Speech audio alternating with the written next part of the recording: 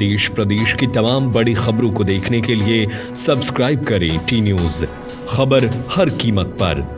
Doctor Ravi Sharma की संदिग्ध परिस्थितियों में करंट लगने से हुई मौत के मामले ने उदयपुर के चिकित्सा समुदाय में गहरी चिंता और आक्रोश पैदा कर दिया है। इसी को लेकर रेजिडेंट डॉक्टरों का विरोध प्रदर्शन शनिवार को लगातार तीसरे दिन भी जारी रहा।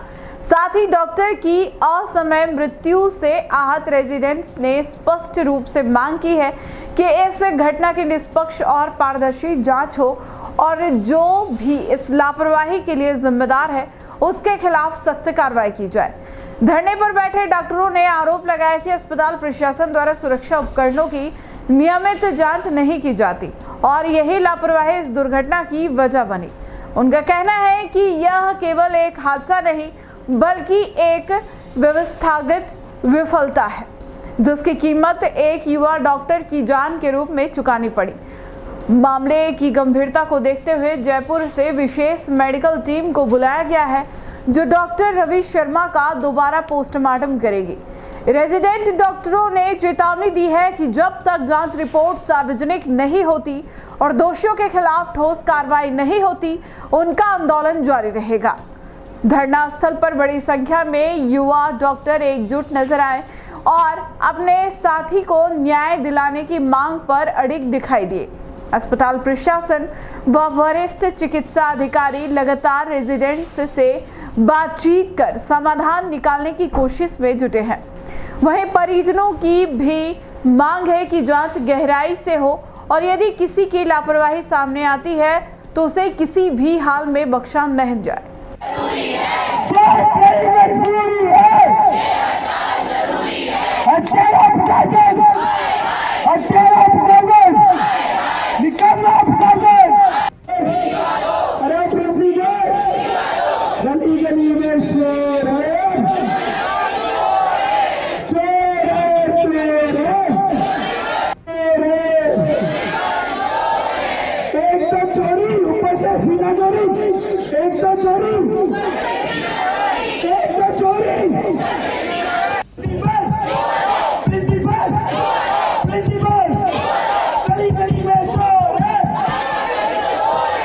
सबसे पहले मैं ये बताना चाहूँगा कि ये घटनाक्रम कैसे हुआ, क्या जो चीज़ थी शुरुआती दौर की कि सभी को जैसे विदित है आप सभी को कि 18 तारीख को रात को 1:30 बजे के आसपास हमारे एक साथी डॉक्टर वाटर कूलर से पानी भरने के लिए गए और पानी भरते टाइम उस वाटर कूलर में करंट आने की वजह से उनकी मृत्यु हो गई।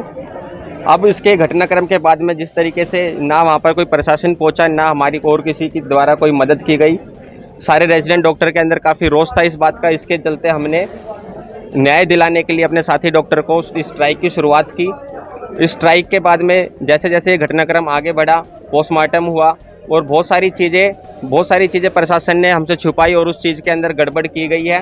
अब एक सिंपल सी बात ये समझने की कोशिश करो कि अगर कहीं पर भी कोई भी घटनाक्रम पर किसी की मृत्यु हो जाती है तो सबसे पहले उस एरिया को सील किया जाता है, सीज किया जाता है। पर आज की डेट में हमारे पास में वीडियो है, हम रोज़ देख रहे हैं उस वाटर कूलर के आसपास जहाँ पर ये पूरी घटना हुई, उस पूरी घटना के ना तो वो पूरा एरिया सील किया गया, ना उसको वाटर कूलर के एरिया को कस्टडी के अंदर पुलिस की, ना वहाँ पर कोई सिक्योरिटी गार्ड बैठाया गया है, ना पर पुलिस की तरफ से भी कोई आदमी नहीं बैठाया गया वहाँ पर कि जो उस घटनाक्रम की जो सबूत है उसको सेफ तरीके से अपने कस्टडी के अंदर रखे। उसके बाद में जो पोस्टमार्टम हमारे यहाँ पर हुआ, बोर्ड गठित करके पोस्टमार्टम हुआ, उस पोस्टमार्टम की रिपोर्ट के अंदर भी जो मुख्य रूप से जो चीज़ें थी, फाइंडिंग्स थी, उसको लिखा नहीं गया, उसके अंदर चीज़ों को छुपाया गया। उसके अंदर जो स्किन के ऊपर जो इलेक्ट्रिक मार्क होते हैं उन चीज़ों को छुपाया गया।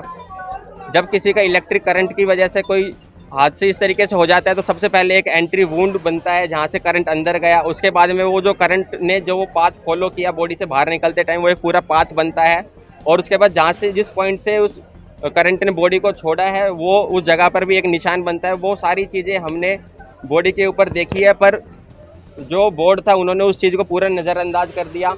जबकि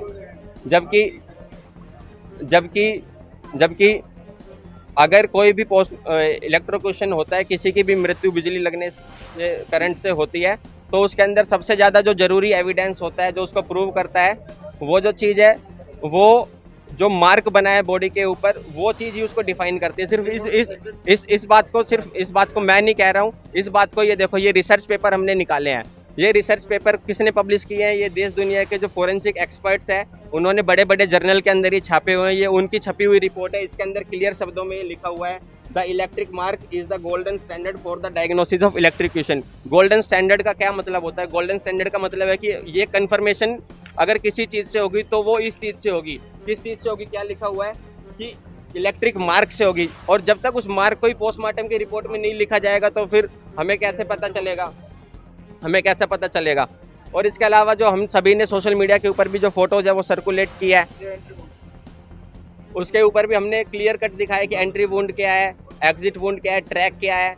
तो वो, और इसके अलावा सिर्फ ऐसा नहीं है कि हमारे भी साथी रेजिडेंट डॉक्टर्स, साथ ही हमारे जो सीनियर्स हैं वो भी फोरेंसिक एक्सपर्ट्स हैं, अलग अलग कॉलेज में जो काम कर रहे हैं, अलग अलग कॉलेज से जो पढ़े हुए हैं, हमने उनसे भी उनका एक्सपर्ट ओपिनियन मांग के देखा। सिर्फ हमने उनको फोटो दिखाई और घटनाक्रम बताया तो उन्होंने सीधा बोला कि ये तो साफ साफ दिख रहा है कि ये इलेक्ट्रोक्यूशन है, कि करंट लगने से मृत्यु हुई है। पर क्या ये बात बोर्ड मेंबर को नजर नहीं आई? ये जो इलेक्ट्रिक मार्क को छुपाने की कोशिश की गई है, ये किसको बचाने के लिए प्रशासन कर रहा है? ये जो रातों रात उस हॉस्टल में जो वाटर कूलर जहाँ लगा हुआ था, जहाँ करंट लगने से मृत्यु हुई, उसकी जो टेम्परिंग की गई एविडेंस की, वो किसको बचाने के लिए प्रशासन कर रहा है? उसके अलावा जो हमारी सरकार से और मुख्य मांग ये है कि जो परिवार जिसने ये बच्चा खोया है, जिसने अपना एक भाई खोया है, उसके परिवार को पूरा कंपनसेशन दिया जाए। उसके अलावा एक हाई स्तरीय कमेटी का गठन किया जाए जो इस पूरे मामले की जांच करे, और जिन्होंने भी ये टेम्परिंग की है और जो भी इस चीज़ में और भी अन्य दोषी अब बने हैं, उनको भी तत्काल रूप से हटाया जाए ताकि एक निष्पक्षीय जांच की जा सके। जब तक वो लोग ही कमेटी के अंदर रहेंगे, जब तक उन लोगों वो अपनी पोस्ट पर टिके रहेंगे,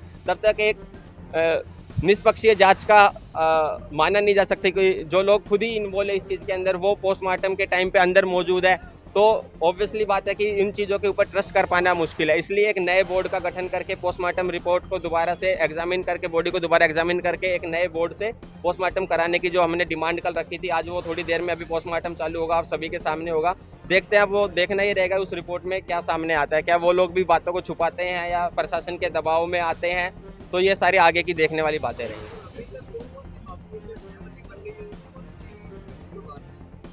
अभी तक जो सहमति है, सिर्फ हमें मौखिक रूप से आश्वासन मिला है। हालांकि लिखित रूप से किसी भी चीज़ के ऊपर हमारे पास में सहमति नहीं आई है, ना कंपनसेशन की बात पे आई है, ना दोषियों की सजा के बारे में बात आई है, ना ही कोई राज्य स्तरीय कोई SIT गठित की गई है इसकी जांच करने के लिए। रिटर्न में अभी तक कोई कुछ नहीं है। मौखिक रूप से सब बोल रहे हैं कि हम सब आपके साथ में हैं, पर जब तक रिटर्न में कुछ भी नहीं आता है तो आप और हम सभी जानते हैं कि अगर गवर्नमेंट से हम बात कर रहे हैं तो सब कुछ जब तक रिटर्न में नहीं आता है तो कुछ भी मौखिक रूप से वो मान्य नहीं होता है।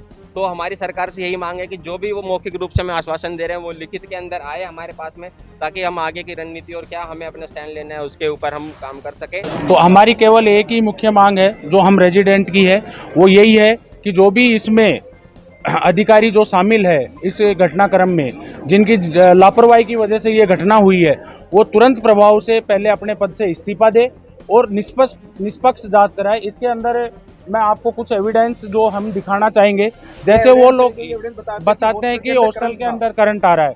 इसके अलावा जैसे ये एविडेंस एविडेंस कि हमने प्रशासन को पहले से अवगत कराया हुआ है इस चीज से। हमने कमियों की, इस तरह की खामियों की हमने पहले भी कई बार की जाती। प्रशासन हमसे बार बार ये पूछता है कि आपने हमको लिखित में नहीं दे रखा, तो आज हम यहाँ पे आपको मीडिया के सामने ये दिखा रहे हैं कि हमने इनको ये दे रखी है सारी चीजें, बार बार लिखित में दे रखा है। लेकिन उसके बावजूद प्रशासन हमसे, कल कलेक्टर साहब के वहाँ पे मीटिंग हुई तो वहाँ पे भी हमारे यहाँ से प्रशासन से जो अधिकारी गए उन्होंने यही बोला कि हमारे पास में सर लिखित में कुछ भी नहीं है। हमने वहाँ कलेक्टर साहब के सामने भी उनको ये दिखाया है कि सर हमने इनको लिखित में ये दे रखा है, हर चीज़ दे रखा है। अब आप खुद बताओ सर, जो रेजिडेंट डॉक्टर 18 घंटे ड्यूटी कर रहा है, पेशेंट के लिए काम कर रहा है, क्या वो ये काम करेगा? केवल उसका इतना सा काम रह गया कि वो जाके हर चीज़ के लिए आके यहाँ पे प्रिंसिपल को बताए। इनकी कोई कॉलेज वालों की कोई जिम्मेदारी नहीं बनती कि आप वहाँ पे किसी को, आपने वार्डन किस लिए बिठा रखा है? फिर वहाँ पे भाई आपने क्यों बिठा रखा है वहाँ पे वार्डन?